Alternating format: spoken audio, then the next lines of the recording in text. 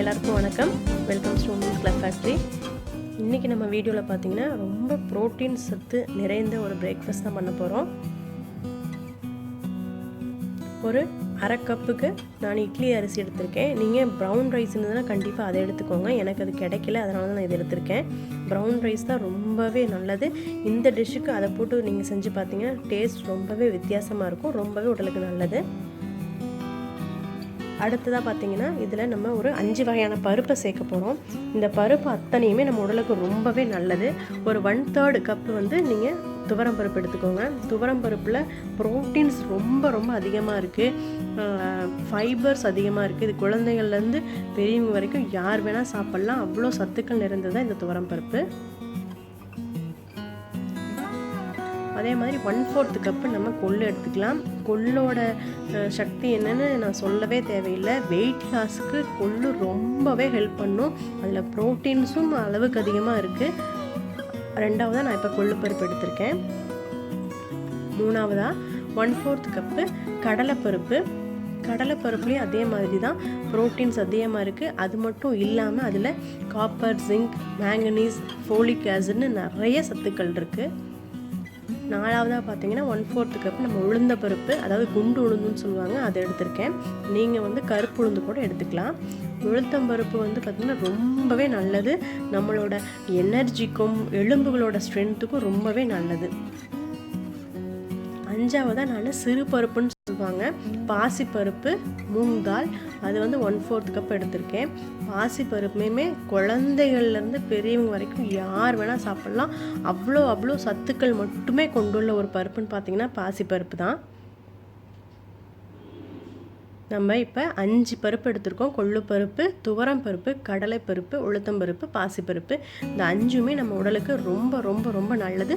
இந்த 5மே ப்ரோட்டீன்ஸ் அதிகமாக கொண்டது. அடுத்ததாக ஒரு 1/2 டீஸ்பூன் வெந்தயம் எடுத்துக்கலாம்.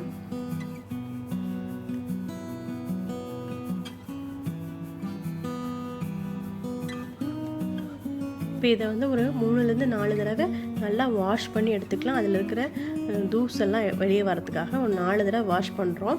தண்ணி வந்து கிளியராக ஊற்றுறப்ப கிளியராக இருக்கணும், அது வரை நீங்கள் வாஷ் பண்ணிக்கணும்.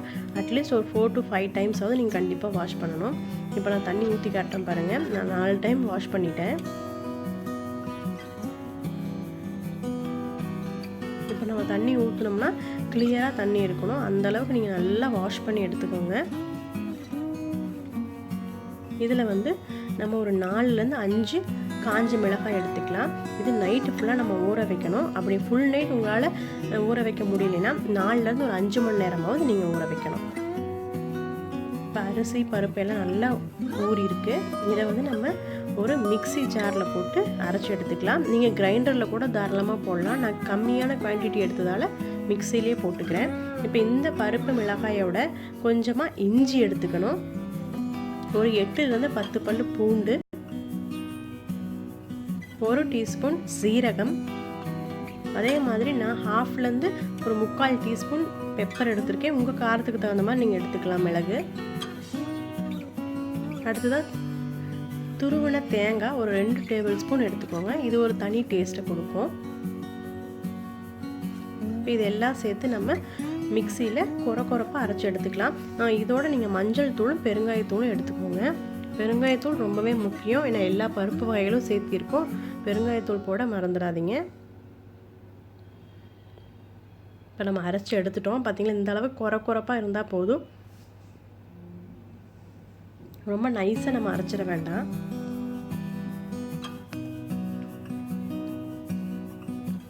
இப்போ நம்ம எல்லா பருப்பும் அரைச்சி எடுத்துட்டோம். இது ரொம்பவே நல்லாயிருக்கும். இந்த பருப்பில் வந்து நம்ம கொஞ்சமாக தேவையான அளவுக்கு உப்பு போட்டுக்கலாம். உப்பு போட்டு நல்லா கலந்துட்டு நம்ம தோசை வாக்குற அளவுக்கு தண்ணி இதில் ஊற்றணும். தண்ணி தோசைக்கு எந்த அளவுக்கு பதம் வேணுமோ அந்த அளவுக்கு தண்ணி நீங்கள் மிக்ஸ் பண்ணிக்கோங்க.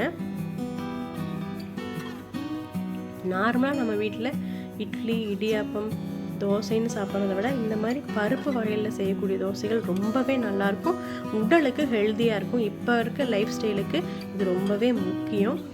இந்த பருப்போட நம்ம 1 கப் ஆனியன், 1 கப் கொத்தமல்லி தழை, 1 கை அளவுக்கு கேரட் துருவினது, நீங்கள் பீட்ரூட் என்னென்ன வெஜிடபிள்ஸ் ஆட் பண்ணணும்னு நினைக்கிறீங்களோ அதை ஆட் பண்ணிக்கோங்க. அடிஷ்னலாக நம்ம ஹெல்த்தியாக என்ன வேணுமோ அதை ஆட் பண்ணிக்கலாம். இதுதான் ஒரு ஃபார்முலா கிடையாது, நம்ம பண்ணுறது தான் ரெசிபியே. கண்டிப்பாக குழந்தைங்களுக்கு கேரட், பீட்ரூட் இந்த மாதிரி என்ன அவங்களுக்கு பிடிச்சிருக்கோ அதை இதை ஆட் பண்ணி சுட ஆரம்பிச்சிடுங்க. இப்போ தோசைக்கல், நம்ம சூடான தோசைக்கல்லில் மாவு எடுத்து தோசையாக வார்த்தரலாம். அதே மாதிரி தோசைக்கல்லும் பார்த்திங்கன்னா இரும்பு தோசைக்கல் வாங்க முயற்சி பண்ணுங்கள். அதுதான் நம்ம உடலுக்கு ரொம்ப நல்லது. நான்ஸ்டிக் பேனெல்லாம் அவாய்ட் பண்ணிக்கோங்க. இப்போ இது பருப்பு தோசைங்கிறதுனால சுற்றி நல்லா எண்ணெய் விட்டுருங்க. எண்ணெயும் பார்த்திங்கன்னா கல்லெண்ணெய் இல்லைன்னா நல்லெண்ணெய் யூஸ் பண்ணுங்கள்.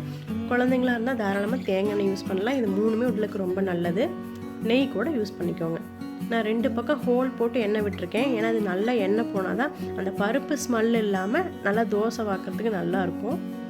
இது 1லேருந்து 2 நிமிஷம் தாராளமாக நீங்கள் சூடு பண்ணணும், அதாவது தோசை வார்க்கணும். இப்போ இந்த முன்னாடி ஒரு சைடு 1 நிமிஷம் ஆயிடுச்சு. இப்போ திருப்பி போட்டு 1 நிமிஷம் நம்ம வேக வைக்கலாம்.